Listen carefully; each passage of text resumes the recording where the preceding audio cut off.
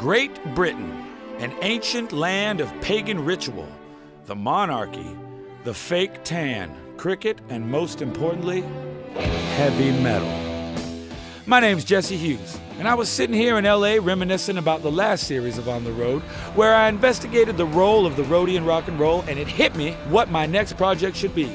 Since my first musical love is Black Sabbath, I was thinking, how did these guys from Birmingham, England start a whole genre? And what was it about that part of the world? I smell a pilgrimage. Amen. A heavy metal pilgrimage to the UK, no less. And it needs to start right now. Oh, Lord, yeah.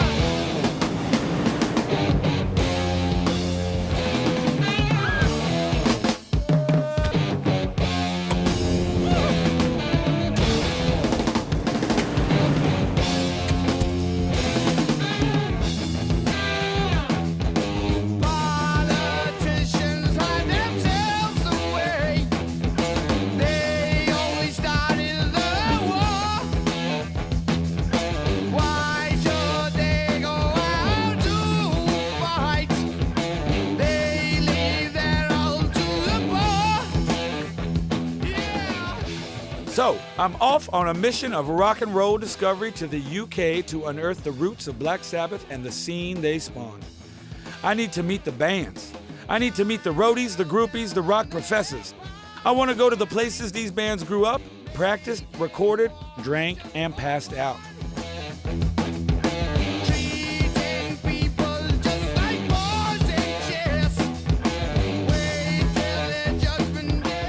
Before I leave for London, there's one man I need to meet.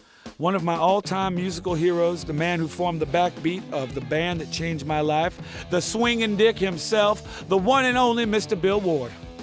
Have you here today so that we can talk about the birth of heavy metal and Black Sabbath as the creators of it.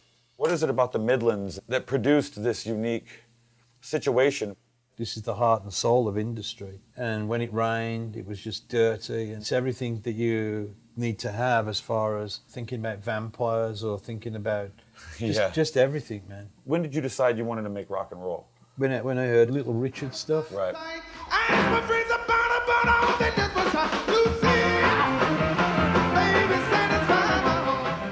Everybody coming out of American rock and roll just turned me on so much that I just couldn't stop listening to it. I got in trouble at school. I would just stand up in the middle of this class and just sing, I just want to be your teddy bear, or whatever it was. I couldn't help it, I was just this kid, man, just caught up in rock and roll. He just had an unbelievable influence on me. Little Richard's my favorite. Lucille, that was dark to me. Yeah, it is dark. I think it is. So you were able to see a darkness in the rock and roll a little bit and Absolutely, get in touch with it. I want to jump to the first Black Sabbath album. That album's heavier than anything. Did you guys realize it at the time that you were onto something? We knew it was different because at the time, most people didn't like the music and most people were scared by it. When we played Black Sabbath, man, every bit of anger came out of us. There was no mercy for my drum kits. No mercy. I would just stand on those cymbals, man.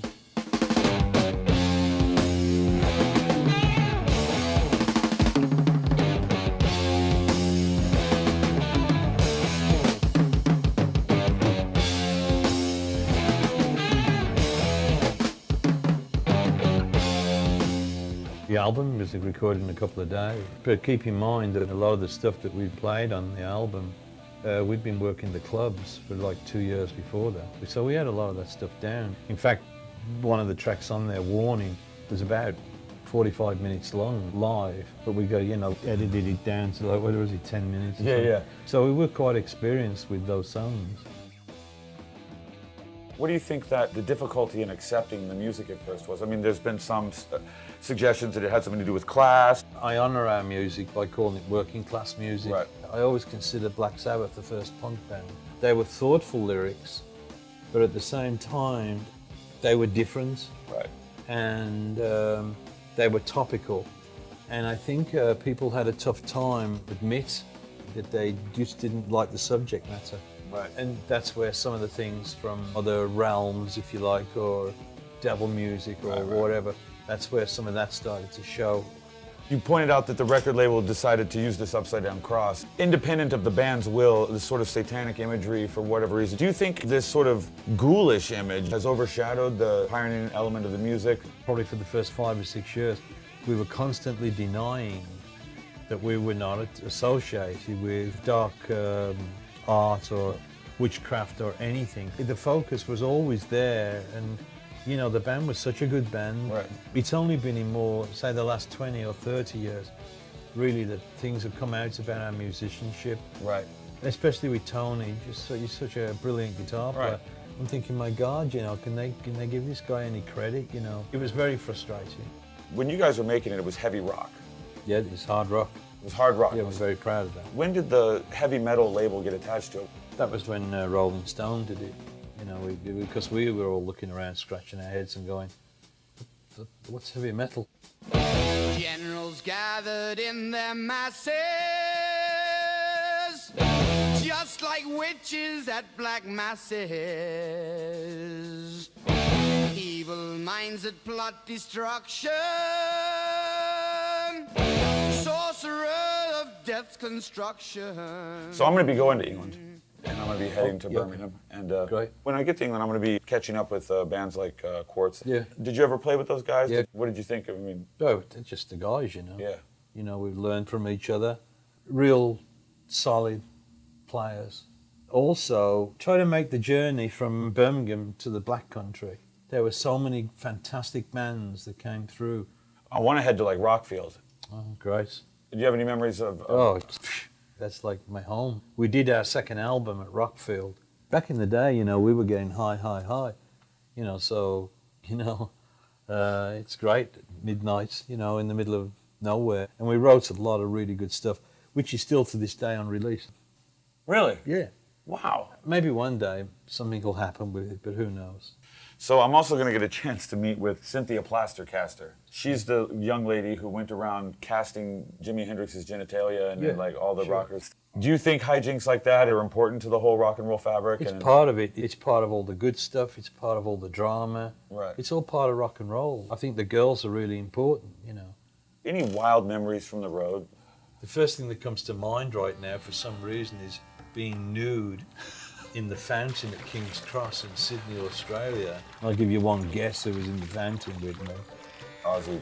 In the daytime as well, I might say so. And being arrested.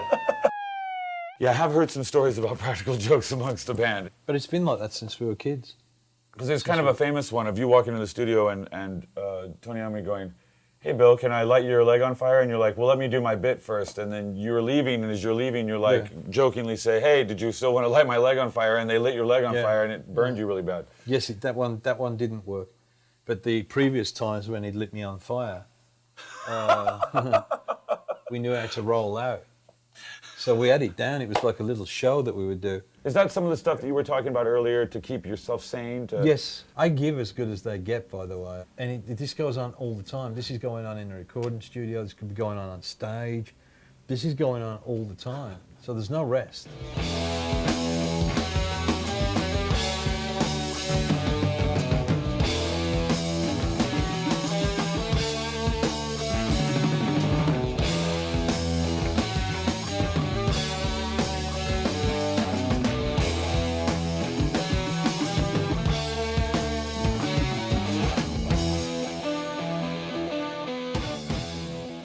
But do you have any regrets? There have been some very uncomfortable situations in the last 6 months. Right. We'll see how that works out, you know, but I stand for myself today. So as much as I love them, Do you still want to keep going? What do you want to do? I'll always play. That's my life. If there's some longevity with Black Sabbath, then I'd like to be a part of it. I want to play hard rock music, you know. I want to play loud drums. I love playing with Terry. I love playing with Oz. And I love playing with Tony, you know. Right. When Tony opens up with huge chords, man, I still get the same shiver up my back that I got when we were 18-year-old kids. It ain't gone away. It's still there. We've been musicians since we were kids, and it don't matter, you know, as we're getting older, we're still musicians. So we'll still be musicians till the day we die, to the end. you know. Right. And I'll be working as a musician till the day I die. That's it, period, you know. even if my legs go, which is a drummer's, at 64, that's Right. tough on a drummer's legs, Yeah, you know. yeah. But it turns the world round, you Right. know. It's beautiful. You know, I feel really, really fortunate that I've been able to have music in my heart and my soul. Whew, what a man, Mr. Bill Ward. I've learned so many things from him. I've learned the power of humility, the power of rock and roll, and the fury and anger that is the boogie woogie. And so with his blessing, I head to the airport with a notebook full of amazing places and people to visit and a total rock and roll boner in my pants. I'm talking about places like Aston, the Black Country, bands like Quartz, Diamond Head, a studio called Rockfield. You know what I need from you, my friends? I need y'all to wish me luck. Pray for me.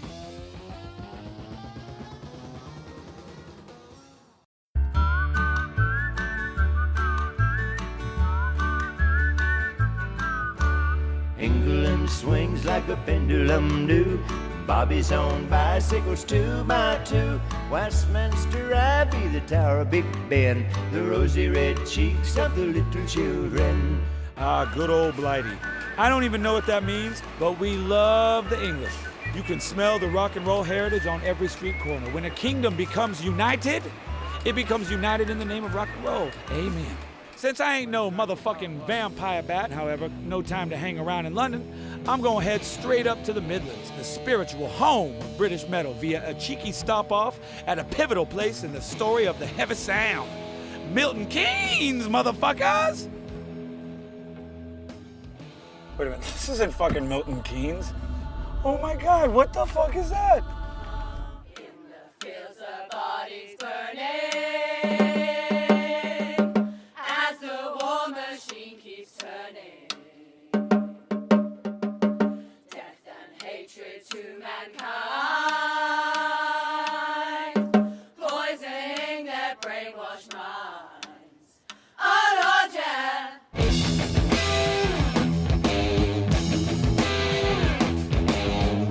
Coming through. Boom. So, what is it about this place? Why the Milton Keynes?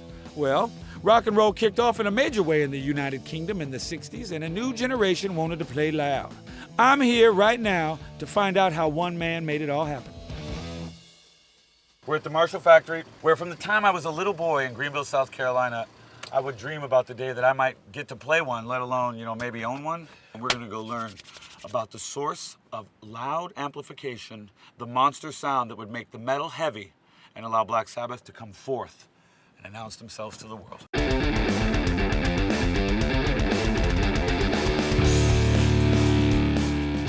Do you think it's fair to say that the heavy and the metal may have found a place to meet inside the Marshall? Oh, yeah, I think so. And anybody who has anything to do with rock music would say that from 62 onwards, it was never the same again. The way the story goes, that people like Hendrix, Pete Townsend were sat in there moaning. They couldn't get the sound they wanted out of the amplifiers that were available at the time. So Jim was in the right place at the right time.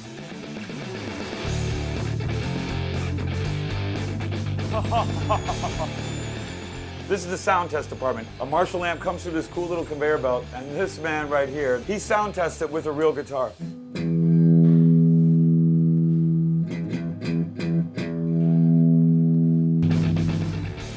You find that the people who do come in here, your so-called famous rock stars, they're all really grateful to come here Right. and to see Jim. Some people called him Dad. All right. Because of the way he would treat people and the way he tried to make sure that everybody was happy. That's beautiful. What's the most Service. interesting person that's coming? Angus Young from AC/DC came in. 4 stacks, making these things feed back. We got complaints from a company across the road that we're making too much noise. We're a rock company. It's the middle of the day. What do you expect? I love it.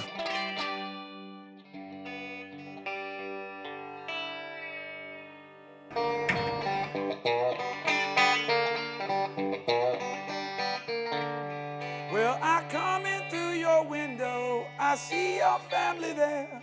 Well, I'm the midnight creeper, when I go creeping, y'all better beware.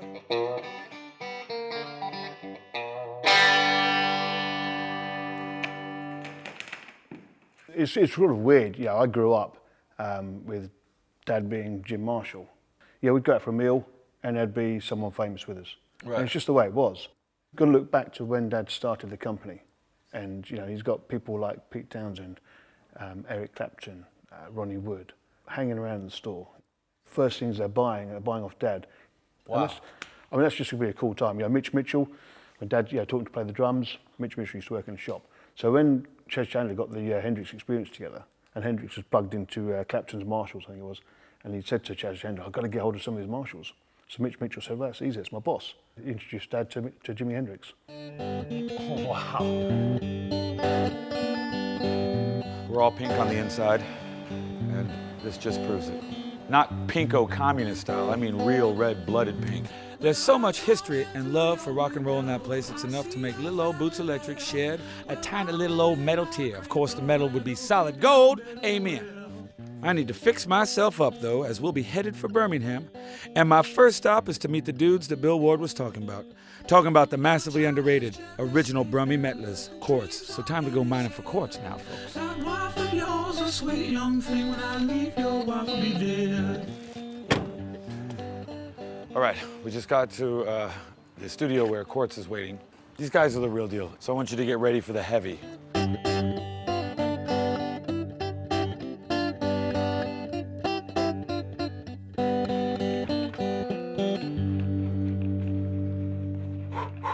One, two, three, four.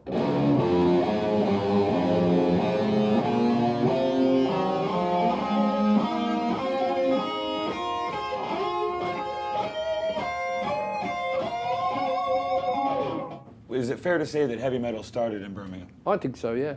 A lot of it was a reference to Birmingham being an industrial city. Right. But there were like negatives, because Sabbath got slated when I first started. From the drudge town where it's all steel and smoke and dust.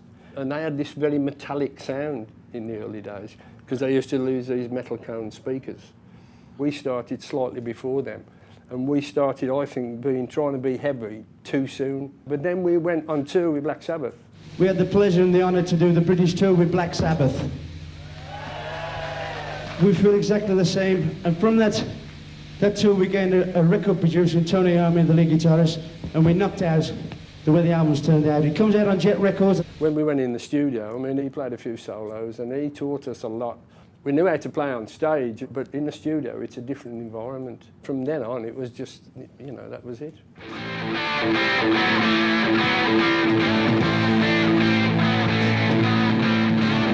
keep on writing you to say goodbye to me. I got out to get a cage.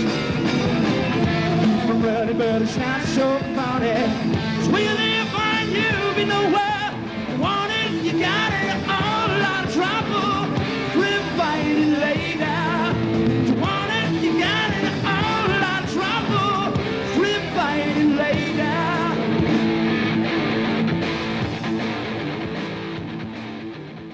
Now, you played with Black Sabbath, and what led to that? We were touring like with Quartz and stuff, and he just phoned me up one day and said, look, Ozzy's left the band, Geezer's kind of, you know, gone off, would you come over and help us out to write some songs? We've got this new singer, Ronnie Dio. And I only went for 2 weeks. And I ended up staying for 23 years. I was going to show you this as well. That was my first gig at the LA Coliseum. No way. Dude, I would have shit myself. They always used to play practical jokes on one another. Ozzy used to wear white tights, but before he went on stage, he always had to go to the toilet. So what they did, they painted the toilet seats black. He's about to go on, they go, Ozzy, you have to go on. Oh no! So he's gone up, and as he's gone on stage, he's got a big black mark at the back of his face. Ozzy used to shout out, what do you want to wear? And everybody shouts Paranoid. And he turns around and he says, there's some bastard down there, he's shouting Quartz.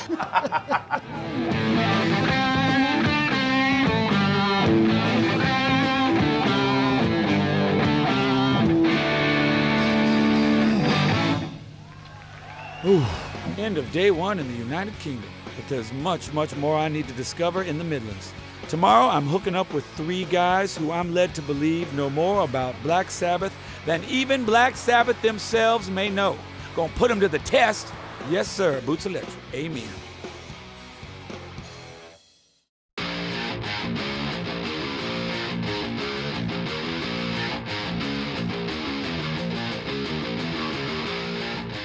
Oh, hi. So last night was my first proper night out in Birmingham. I'm not sure where we ended up, but we definitely started out at some metal bar doing some Jaeger bombs, which was, to say the least, memorable. I immediately got my dick sucked by dudes with massive fiery gauntlets on Harleys.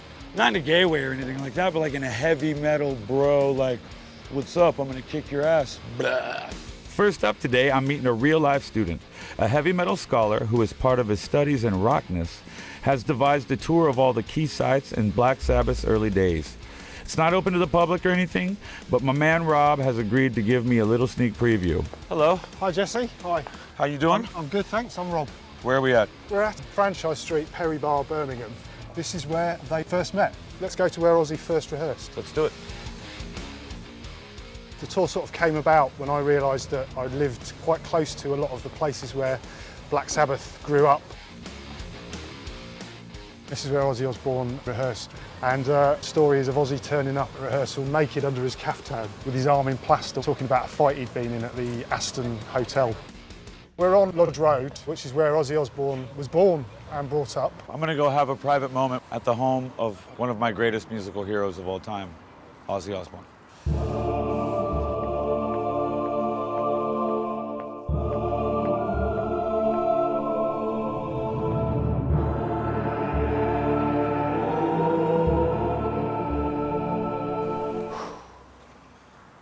Thank you, Ozzy. Right here.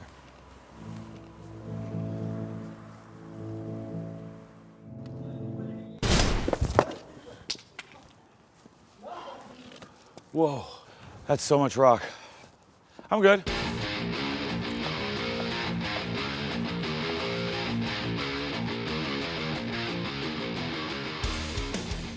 This is what I call the crossroads of heavy metal. There used to be a cinema there called the Globe Cinema.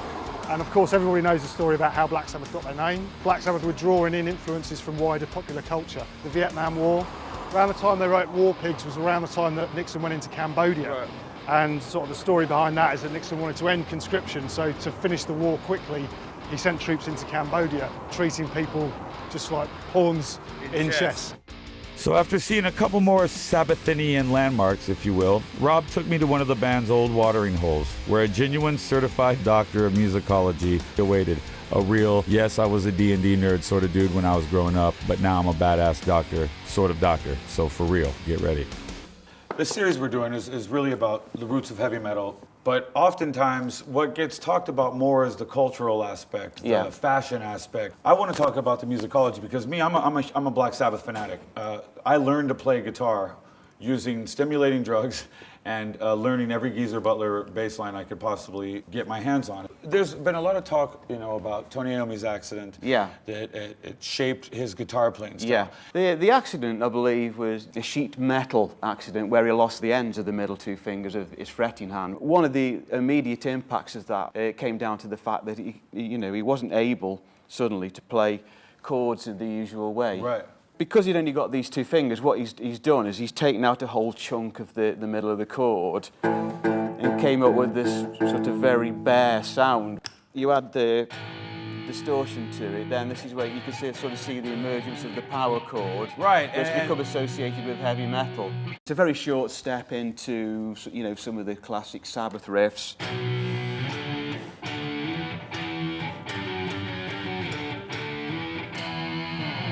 As the 70s progressed, where did the term heavy metal come from? Where did that term get applied to Black Sabbath? It's something that happened by evolution. Back in the 70s, Sabbath was just a heavy band. Right. I was a heavy teenage. rock and roll, right? They were heavy, man. It's a combination of certain elements. It's the power chord riffs combined with the down tuning, combined with specific musical intervals. The key intervals are what we might call the tritone. Right. Which is this one, and also a flat second, which is that one, which just fits so perfectly with, this new hammer horror image that they've adopted. So they're starting with this root note, and then an octave, and this tritone is also known as Diabolus in Musica, the devil in the music. In that very same pub where I met the doctor of rock, My next appointment was with a proper road dog, a real man by the name of Graham Wright, who I believe spent many years on a tour bus with Black Sabbath on their most infamous and messy trips. After all that music theory, goddamn, I need some stories. You know what I'm saying, little babies and boys? Amen. I understand that you may have had some intimate relationships with Black Sabbath in terms of touring. Well, I certainly did, yeah. What were the years that you were involved with them? Basically from mid-74 right through to the Heaven and Hell tour, right. The early 80s. It was Sabbath, Bloody Sabbath, and then we went into Sabotage. Right. We toured America in 75, which was the Sabotage tour. In Nashville, I remember it well. We were touring with Van Halen. Tony turned up, Geezer, and Bill turned up, and Ozzy didn't turn up. We'd set the stage, Van Halen had gone off. No, Ozzy, you know, he's been kidnapped, you know, the police, and the show had to be cancelled. The audience just wrecked the stage. And what he did was, he just went into the wrong room, went to bed, and slept in. A disaster, total disaster. I remember the humour. The humour of Sabbath was, like, brilliant. Because the thing about heavy metal was that we all came from working class backgrounds, and Birmingham in the late 60s and the early 70s was a grim place. You know, that's why the music came out. Right. It's raining, it's horrible, and suddenly you fly off to do an American tour. You land in Los Angeles, it's sunshine, it's palm trees, right. You've got the whiskey a go-go. It's like, I'm in paradise. I've partied on tour and I've let drugs get the worst of me and the best of me. I mean, were there moments where drugs, where things like that were taking a dark turn and... Yeah, they were always there, wasn't it? It was the 70s, Right. and especially in America. I mean, Absolutely. It was thrown at people, you know, and it was a way of other people trying to get into the inner circle, Right. you know. Yeah, a bit of gack here, a bit of gack there, you know. What was it like to drum tech for Bill Ward? Bill's great, you know. A great drummer. I mean, you've got to be special to play like Bill does. All the bands that supported us, all the famous drummers used to sit and watch Bill play, you know. Alex Van Halen used to watch Bill all the time. Oh, Lord. I would probably give my left testicle to go back in time and go on the road with those sweet boys in the 70s, but I got to keep moving, got to keep going on with my pilgrimage. And as my man Bill Ward told me, I need to venture out of Birmingham itself into the Black Country, and in particular, Stourbridge, home of one of the most influential and underrated British metal bands of all time, Diamond Head. Metal itself, in terms of English metal, isn't just limited to the Birmingham area, it's Outer Midlands, or the Black Country is what they call it, right? I always think it started in Birmingham because Right. of Black Sabbath. But I suppose, yeah, it spread outwards after that. Did Black Sabbath personally influence you in any way? Totally, yeah. I think when we started, Black Sabbath was probably the main influence on the songwriting and the style of the band. You try and come up with a riff that's so great that it's just going to, you know, live forever. You know, we took in other influences as well. We were big fans of Led Zeppelin and Deep Purple and AC/DC and Judas Priest. Right. But I always think Black Sabbath were the cornerstone and pretty much where that whole, you know, heavy riff idea came Right. from. And I always kind of wanted to try and out-heavy Black Sabbath.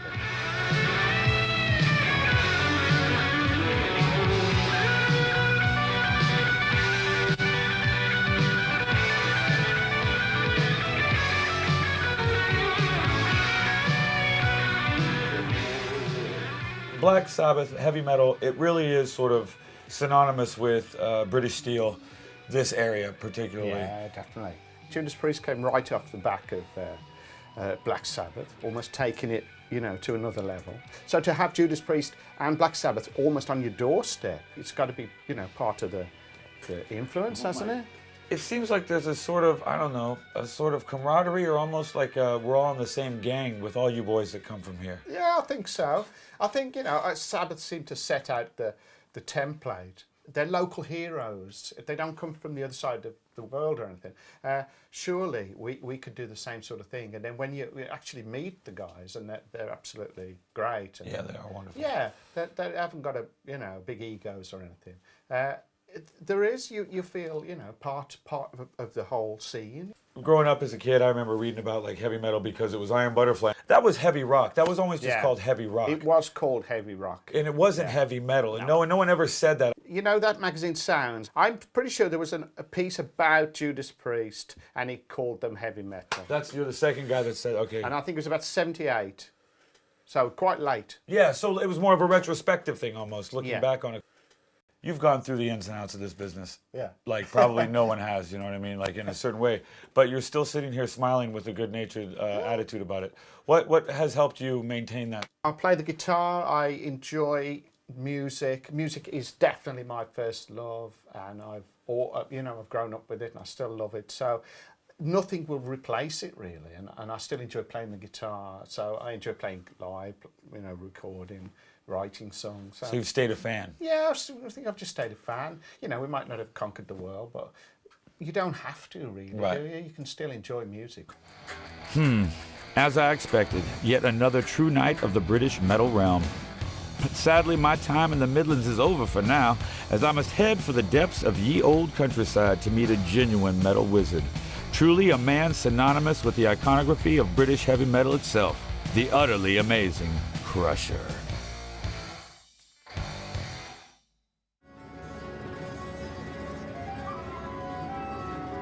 So, metal may have originated from factory lines of the big city, but nowhere feels more metal to me than the British countryside.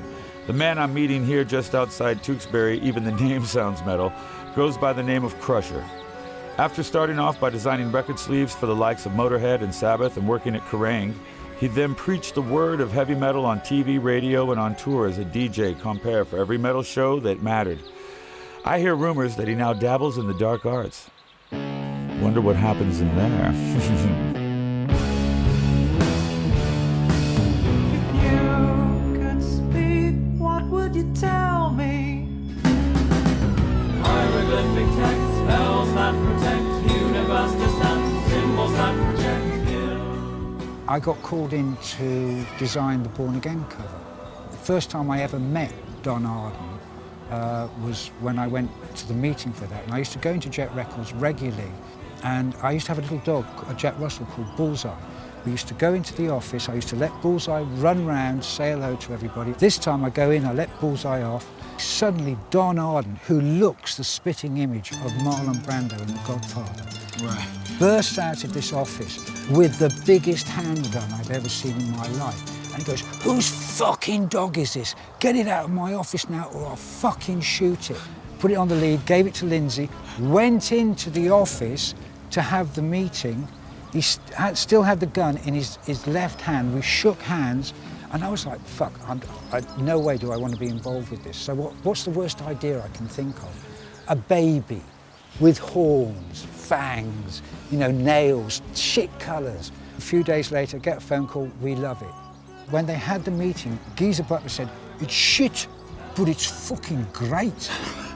Don Arden says, "I've already had the costume made for a little person, and at the end of the show, he's going to run across the top of the Marshall Wall." But what happened on the tour was that the little person had nothing to do from the beginning to the end of the show. He used to go backstage, get pissed as fuck, running across the top of the Marshalls, fell off, broke his arm, broke his leg, end of the baby. When that first time you heard Sabbath, did it get the hook in you? I think it was May the 30th, 1970, and it was at Malvern Winter Gardens, and it was the most powerful performance. And my dad came to pick me up after the gig, and I just remember sitting in the car thinking, I don't know how, I don't know when, but I am going to be involved in the music industry. And almost 30 years to the date, West Palm Beach, Florida, 20,000 kids, and I'm walking on stage with Sabbath, and it's like, I did it. I told each individually, I saw you first at Malvern Winter Gardens. Each one of them just went, oh God. That's when we first dropped acid on stage.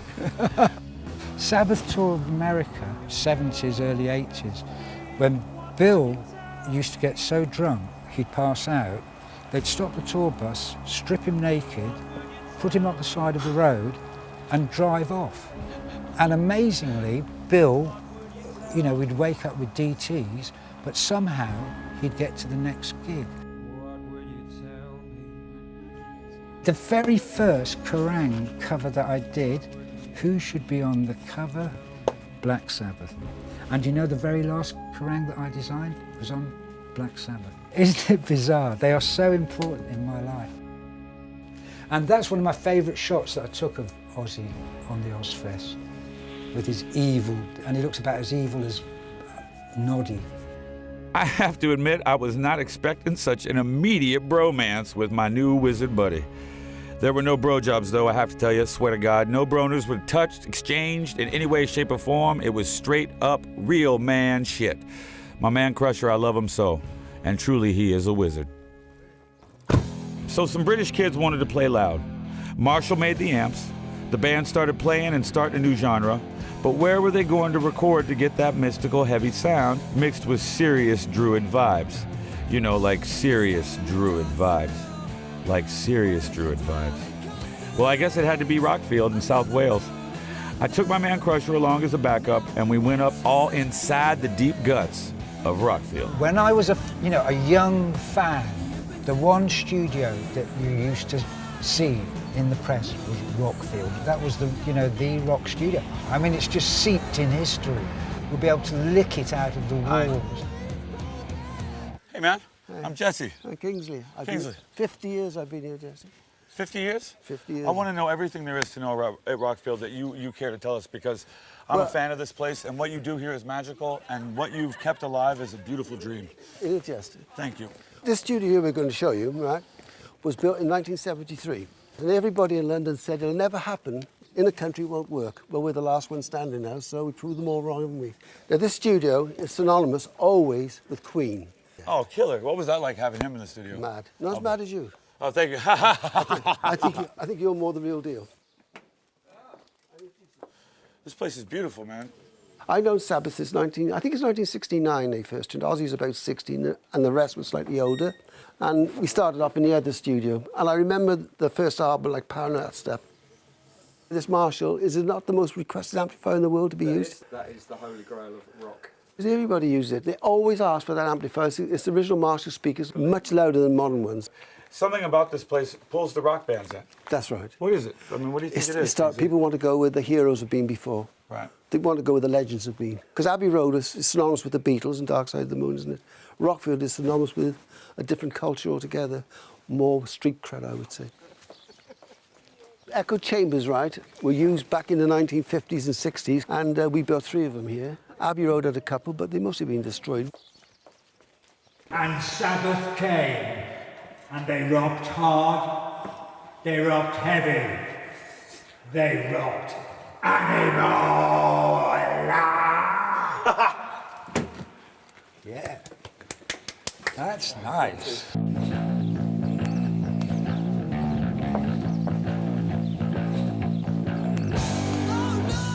That wall there is where Noel and Liam sat on top of there and sung the lyrics of What's the Story, Morning Glory. We call it Wonderwall, but they actually sat on top of that. And that's where Ozzy, I remember Ozzy Osbourne, he's about 16 playing bows and arrows here when he first turned up. Joe Strummer was over here recording. I'm stood in the yard over there and Robert Plant drives in. And I said to Robert Plant, here's Joe Strummer. He said, do you know I've never met him, but I'd love to. So we all went over, and there was Joe taking his groceries off his back seat, sticking them on the roof, because that's the way he was, Joe Strummer, like, you know. I said, look, here's Robert Plant and Dave Evans. They come to say hello to you. And he said, do you know, he said, I am so pleased to meet you too. And Robert, fair do, said, the privilege is ours. So I said to Anne, my wife, could we don't take photos? I said, go and get a camera. A week goes by, we get a fax on a Saturday from Joe Strummer. I'll speak to you Monday about coming back in January. On Monday, the telephone goes, and it was a friend of ours, John David, songwriter.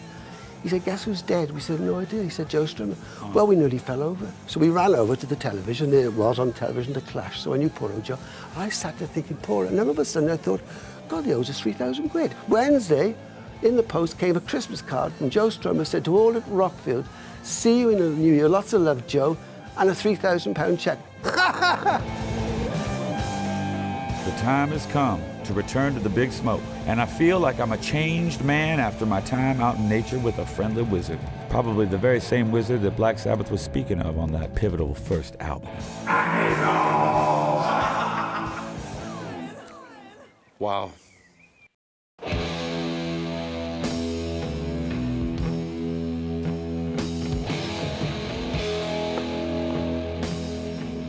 It's so funny how little things like the shape of an archway or just the turn of angles can make something look spooky. It's gothic. It evokes a certain image. And somehow stone represents heavy metal more perfectly than metal itself. I feel like the old devil himself sent the crows to attend to us.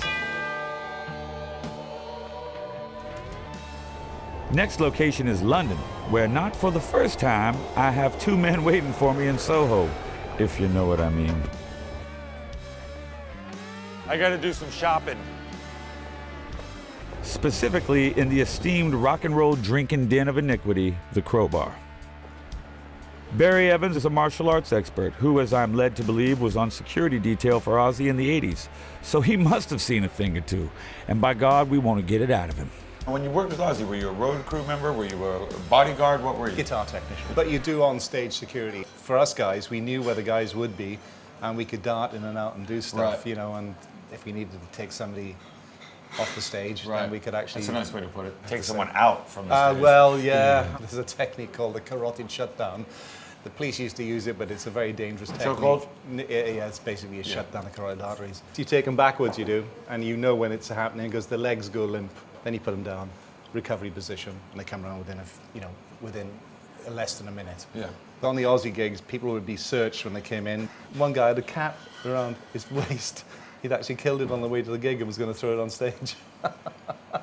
This guy got past two security guys, had climbed up the side of the set, was running down towards Ozzy as I came up from the side. The guy spotted me and went round the back of Ozzy and threw himself off the front of the stage as I dived. And I hit Ozzy in the back, moved him forward a few foot, and rolled and got up. And he went, "Good evening, Mr. Bond." Is that typical of Ozzy? Like the sort Oh, of quick wit? great. Yeah, very, very quick. I want to ask you a question about the drugs. Was it really as copious and as insane as the time seems to suggest it was? Yes. There'd be a bunk set aside with a mirror and the 8-ball all lined up. It was a very crazy period. Right. Because there were no barriers as far as the life that we lived. Some of it I don't remember, and I Right. have to be perfectly honest with you. I'll say the fact I'm still alive today is an absolute minor miracle. But I mean, that's what that time was all about. It was a completely out of control period, really. Oh my God. Woo-wee. Malcolm Dome is an esteemed rock journalist who has probably passed out drooling on himself over 4,000 times on 4,000 tour buses. I'm hoping to get some real insight from this man as to why metal came from the Midlands and to how the name came about in the first place. Why Birmingham? Why the Black Country? Why the Midlands? And why England in general? People sort of always wonder, why Birmingham? It was a depressed area. It was very much an industrial area. Rob Halford's famous phrase was, if you're in metal, you don't write about roses and love. You write about drive, power, darkness, because that's what the music lends itself to. And that came pretty much from the Sabbath birth. And Tony Iommi, because he had problems with his hand, actually detuned and played down and became a lot heavier with the way he played guitar. And once Sabbath started to make a name for themselves, I think a lot of people in that area thought, yeah, we can relate to that. But I think England just had that mentality for wanting that sort of driving power rock and roll, which didn't belong on the highways and freeways in America, but belonged really in the pubs and the clubs, in the dark, depressing. We're English. We like being dark and depressing sometimes. It was heavy rock before. And then right as the new wave of British metal was about to break, it became heavy metal. Yes, it did. Judas Priest, the first band to really embrace the term heavy metal and say, yeah, we're heavy metal.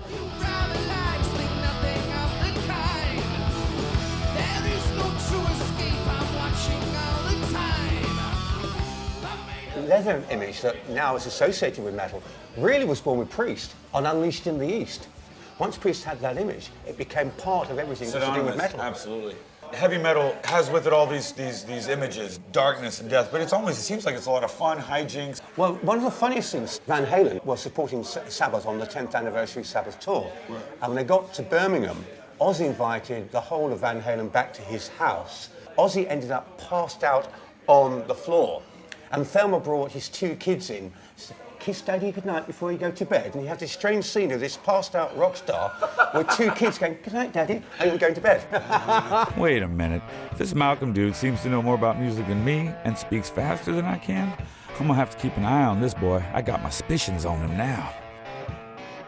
Anywho, the time has come for me to delve a little deeper into an area of metal that has always fascinated me since I was a little hillbilly boy in South Carolina. And the very first time I started to hear words like pagan, occult, Satan, the devil, Marie Osmond, chili flavored dick holes.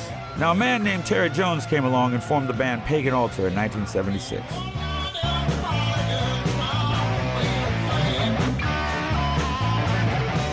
They were one of the key early metal bands to really truly embrace the occult and make it a central part of their music and their live show.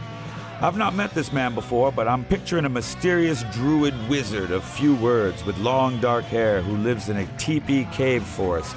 Let's just see what we got here. Yes, can I help you, sir? Oh, okay, well, different, but totally cool. Excellent. So, Pagan Altar, I mean, that's a strong, like, tough metal name to have. It gives you scope to write. The subject of a pagan altar is Stonehenge, satanic, black magic, whatever you wish. You're a cult band in a lot of ways, and I've read that you guys are considered to be the fathers of doom metal. How do you react to that? We didn't realise at the time. We were just doing what we liked doing. I mean, some of the other bands was, you know, the faster bands, it just wasn't us. As I said, we were born on the cusp that took in the original Sabbath type, and then the new wave, and so there's different influences that come in. The pagan element, the pagan imagery involved in heavy rock, was it pointed out to you by bands like Led Zeppelin or Black Sabbath? Within a stone's throw was Nunhead Cemetery, which is a gothic dream, really. Right. In the other direction was a bookshop called the Church of Occult Science. Oh, wow. Anything to do with the occult you could find there, from candle power right the way through. How seriously did you get into the occult? I got quite interested. There are some elements that you think, hang on, you've been around too long, there must be something sort of behind it, you know. The other thing was, from a live perspective, we did the whole of the stage up as a satanic temple with big altar, upside down cross. One of the roadies used to dress up with a top hat and Undertaker's clothes, and he would come on and light the candles, and then the guys would come in from the side with hoods, cloaks, with their guitars. And the thing is, if you can't see a face or feet, it's spooky. That's spooky. You still have to? Yep, still have the coffin, yeah. Maybe can we go check it out? Of course you can. Oh, wow. Did you build the hydraulic to open it up? Oh, that's killer, man. Yeah, it used to ooze smoke out.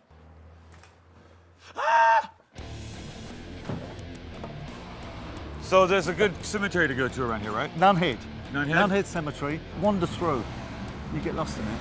So everyone was totally knackered, but I begged Badger the driver to swing by the graveyard on the way back to London and try to picture the scene of Terry and the band hanging out there at night back in the day. When you go, all your senses become alive.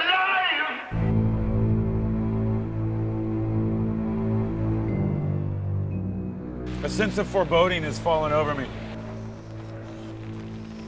Boom, 7.5 demons are currently possessing my body.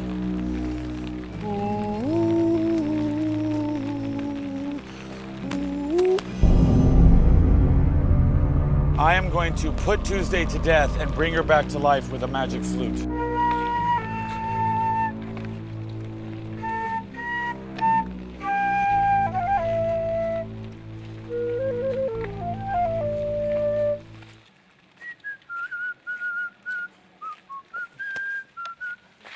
Oh shit! No fucking way. Do you see this? What the fuck was that? What the fuck is that? What the fuck is that right there? Here, you take this. You tell me that's not a fucking ghost. Get the fuck out of here with that shit.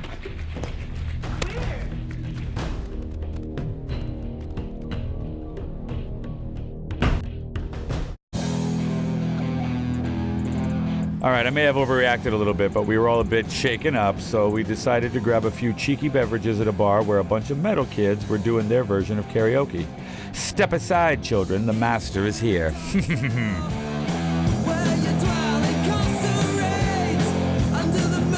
Sadly, the end is nigh, my friends.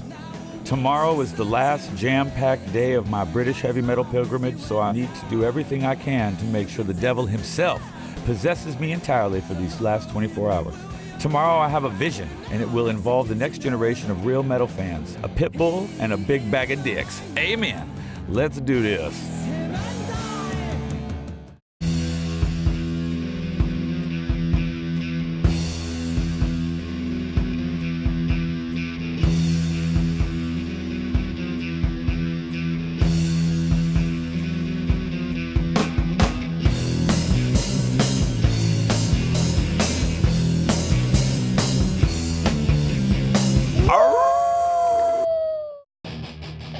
So we've deduced that a number of factors led to journalists deciding that this scene needed a new name on account of the fact that the bands played louder than ever, that they often dabbled in satanic imagery, and that they went on the rampage on the road with stories of insane alcohol and drug intake and wild pranks. But we haven't talked about the girls.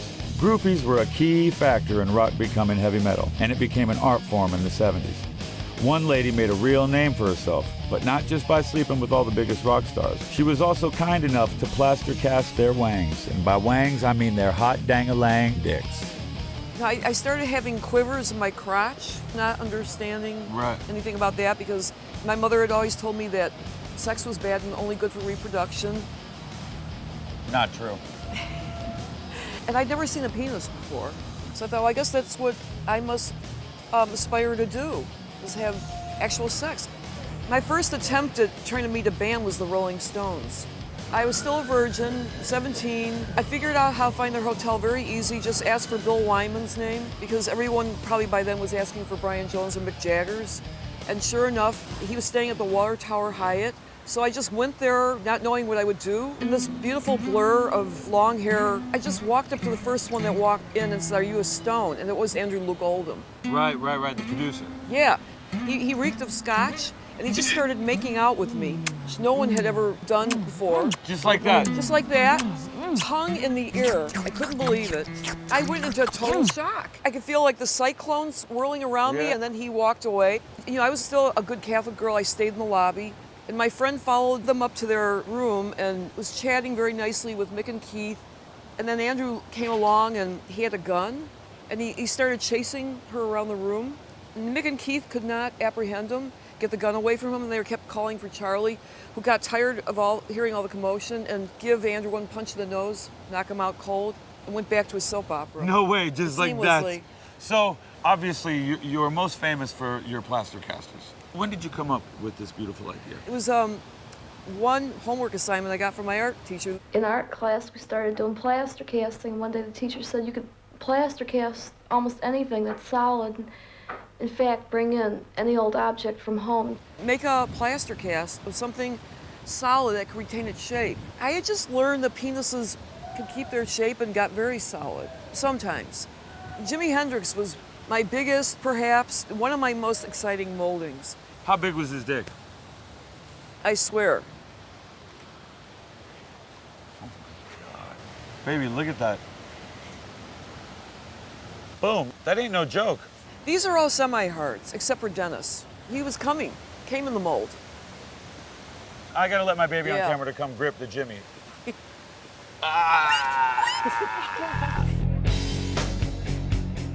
I'm sorry, I got so overwhelmed. It was like tick, tick, tick, tick, tick, tick, tick, tick, tick. We're gonna bring it all back. I wanna know something about Led Zeppelin. Diane Plastercaster and I decided to drive to Detroit, see them, catch them before they came to the bigger city. It was Robert Plant's room. Out of nowhere, like on cue, they turned off the TV, they started ripping my clothes off and chasing me around the room, spraying me with all different kind of fluids. And I remember they chased me into the shower. You didn't get hurt, did you? No, not physically. I know I wouldn't be, and I know you wouldn't be excited by this sort of like crazy element of, but do you think a lot of girls are? I noticed they were. One of them talks about how much fun it was getting beaten up, and I guess they had good drugs to give her. Yeah. Have you retired from being a groupie? I haven't had any groupie action in a while. We're gonna change that, girl. But I have Tuesday night, I'm gonna make this happen. We'll see. So as I bid a fond farewell to the plaster caster, with a promise that she'll mold my big old JT next time we meet, we got to get back on the road tour bus, and eventually our driver, the Badger, gets me to where I'm meeting the Uber roadie.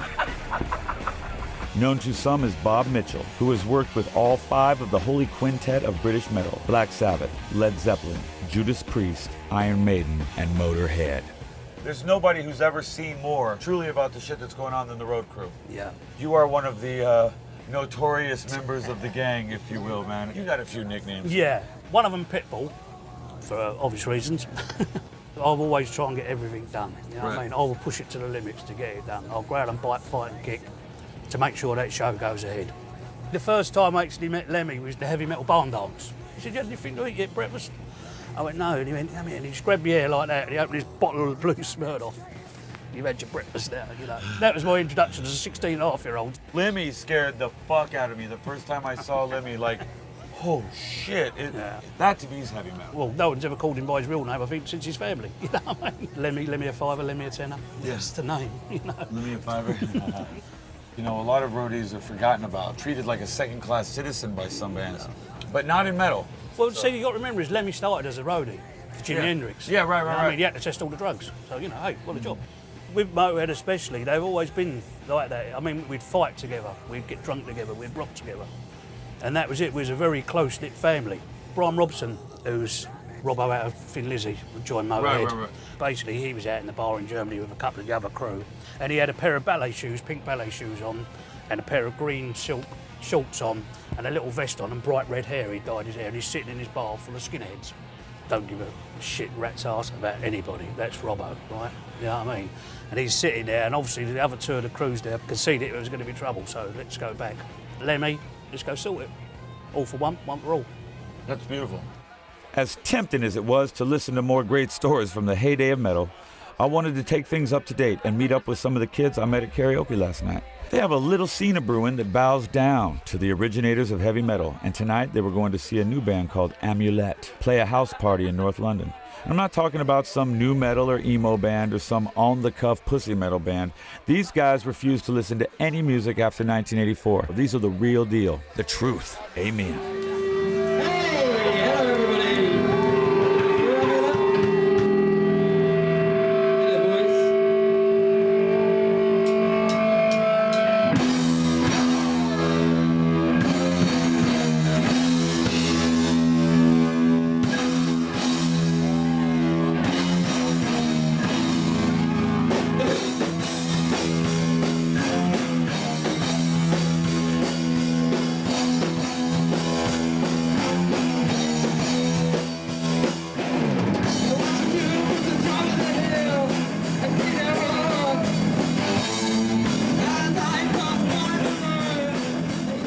Wanted to investigate Black Sabbath as a source of heavy metal. And I'm here tonight and I'm seeing you guys staying fucking true to something. I mean, honestly, you guys fucking shredded. How did you get into it? Well, I was 13 years old. I listened to them. It's like, fuck, this is the most energetic music I've ever heard in my life. And changed my life, man. Is there a viable living scene? Because I see some purists. When we discovered the new wave of British heavy metal, that was like, we all love 70s rock. And the next progression is new wave of British heavy metal, and for us that's like the one thing we love so much.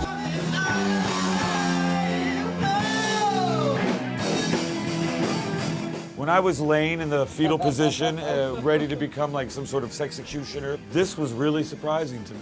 You guys got me charged up again, and I want to thank you for that.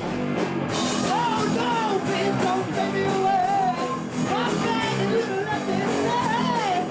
Please don't feel your love. It's that right place to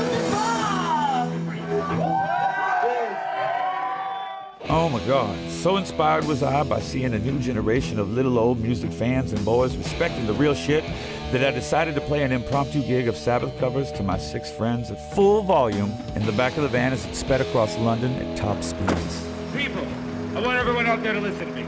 It's time to get saved. Amen. Here we go, people. Walking the streets of London.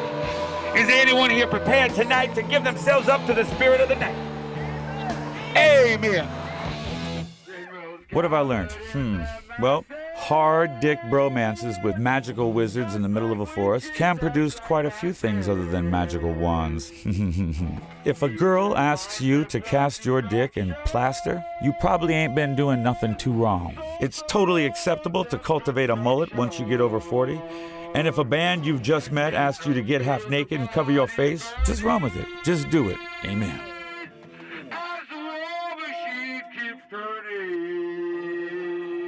So most importantly, I had it confirmed that Black Sabbath were an immaculate conception. That they were something magical that made itself happen out of sheer need and will. Something truly divine. 4 lads from Brum who by accident created an entirely new sound that would last for over 40 years, and we know it will last forever. If I could contribute 5% of what Bill Ward and his buddies contributed to Music Heritage, have even 5% as much fun as they did, and still turn out to be lovely, humble dudes, the sort of wonderful wizards you want to worship as they have turned out to be, then I will die a happy and satisfied man. Have fun, kids, and never forget the ones who started it all, Black Sabbath.